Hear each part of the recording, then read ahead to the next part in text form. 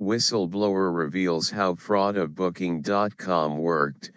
A whistleblower has revealed how stolen personal data was used to con thousands of customers of one of the world's biggest hotel booking websites. He says he was part of a fake call center operation which had access to personal details of customers from around the world. Tom, not his real name, was recruited via an international freelance telesales website. Booking.com says it is working with the police to tackle the problem. BBC Radio 4's Money Box was contacted by Tom after reporting on the fraud last month. He told us he was offered $12 an hour for the work and spent around 12 days in the job, sitting at his home computer. Continue reading the main story. Quote, we would send an email and it would appear that the hotel was sending them an email. Tom, freelance call worker Tom, who asked not to be identified, said he was supplied with long lists of Booking.com customers and could manage to call around 250 in a working day.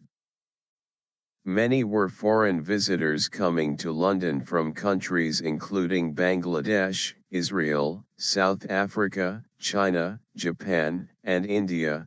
We were told to call up people and tell them that they'll receive an email, and if they have any questions they should get in touch with us, Tom told Moneybox. We had to say that we were calling from the hotel into which the customer had booked, and we would send an email and it would appear that the hotel was sending them an email.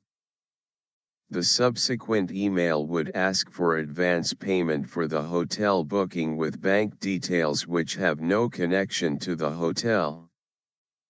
Customers who queried the payment demand were directed to a fraudulent phone line, where the criminals had installed staff who posed as Booking.com employees, insisting that the hotels had changed their payment policies.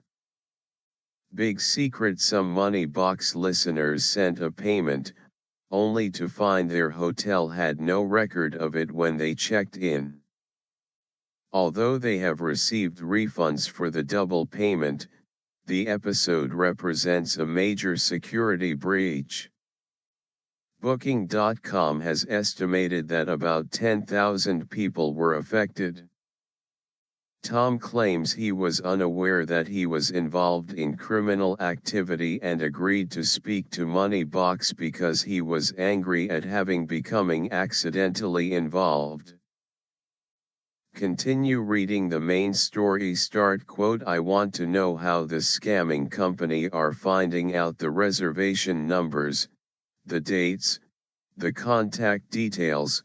There's a lot of private information there. See Lyrie. Booking.com customer. Although his script involved claiming he was phoning from a hotel, he says the message to expect an email seemed harmless enough. However, when he read the Moneybox article, it confirmed suspicions that had been prompted by the elusiveness of the man who recruited him. This guy never spoke and he was a big secret, said Tom. Nobody's seen him, nobody's spoken to him, and even the agents were not allowed to talk to each other. It is pretty much like dealing with a ghost. I tried to look him up on LinkedIn and Facebook just to understand the company better. There's no picture of him on any website, no trace on the internet.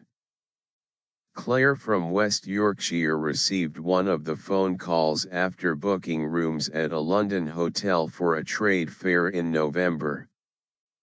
She avoided being conned by phoning the hotel directly and establishing that they had not demanded advance payment.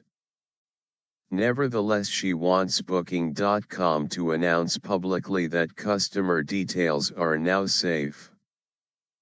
I want to know how this scamming company are finding out the reservation numbers, the dates, the contact details. There's a lot of private information there, she said. A spokesperson for Booking.com told Moneybox the firm is working with police on how to prevent future phishing attacks. They declined to be interviewed.